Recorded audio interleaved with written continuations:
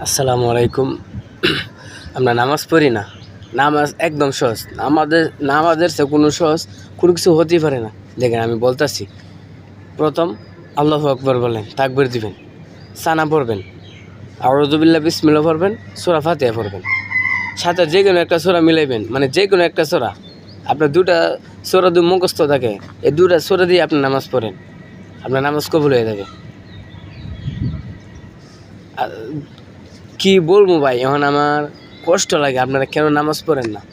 আপনি মনে করেন এই একটা দুইটা সূরা পারি না বা কিছুই বুঝি না, এই জন্য আমরা নামাজ পড়ি না। নামাজ একদম সহজ।